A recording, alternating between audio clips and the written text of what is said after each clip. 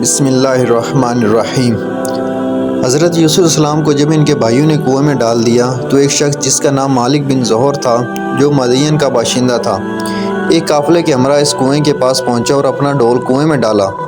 تو حضرت یوسف علیہ السلام نے اس ڈول کو پکڑ لیا اور مالک بن زہر نے آپ کو کنویں میں سے نکال لیا۔ تو آپ کے بھائیوں نے اس سے کہا کہ یہ ہمارا بھاگا ہوا غلام ہے،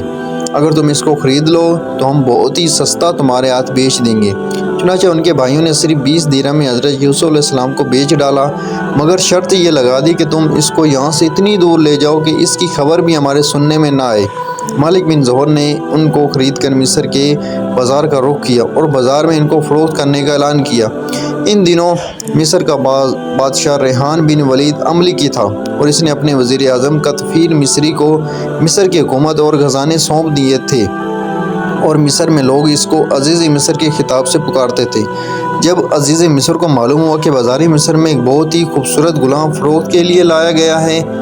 اور لوگ اس کی خریداری کے لیے بڑی بڑی رقمیں لے کر بازار میں جمع ہو گئے، تو عزیز مصر نے حضرت یوسف علیہ السلام کے وزن برابر سونا اور اتنی ہی چاندی اور اتنی ہی مشک اور اتنے ہی حریر قیمت دے کر خرید لیا، اور گھر لے جا کر اپنی بیوی زلیخا سے کہا اس غلام کو نہایت ہی اعزاز و اکرام کے ساتھ رکھو۔ اس وقت آپ کی عمر شریف 13 یا 17 برس کی تھی۔ زلیخا حضرت یوسف علیہ السلام کے حسن و جمال پر فریفتہ ہو گئی اور ایک دن خوب بناؤ سنگار کر کے تمام دروازوں کو بند کر دیا اور حضرت یوسف علیہ السلام کو تنہائی میں لبھانے لگی۔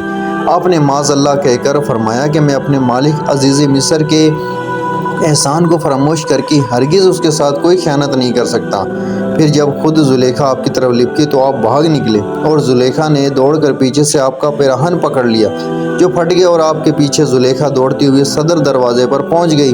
اتفاق سے ٹھیک اسی حالت میں عزیز مصر مکان میں داخل ہوا اور دونوں کو دوڑتے ہوئے دیکھ لیا، تو زلیخا نے عزیز مصر سے کہا، اس غلام کی سزا یہ ہے کہ اس کو جیل خانہ بھیج دیا جائے یا کوئی اور دوسری سخت سزا دی جائے، کیونکہ اس نے تمہاری گھر والی کے ساتھ برائی کا ارادہ کیا ہے۔ حضرت یوسف علیہ السلام نے فرمایا کہ اے عزیز مصر، یہ بالکل ہی غلط بیانی کر رہی ہے۔ اس نے خود مجھے لبھایا اور میں اس سے بچنے کے لیے بھاگا تو اس نے میرا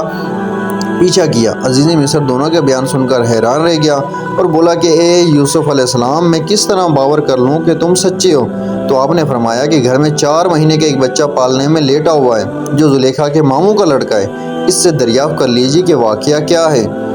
عزیز مصر نے کہا کہ بھلا 4 ماہ کا بچہ کیا جانے اور وہ کیسے بولے گا؟ تو آپ نے فرمایا کہ اللہ تعالیٰ اس کو ضرور میری بے گناہی کی شہادت دینے کی قدرت عطا فرمائے گا، کیونکہ میں بے قصور ہوں۔ چنانچہ عزیز مصر نے جب اس بچے سے پوچھا تو اس بچے نے بلند فصیح زبان میں یہ کہا کہ میں گواہی دیتا ہوں اگر ان کا کرتا آگے سے چرا ہے تو عورت سچی ہے اور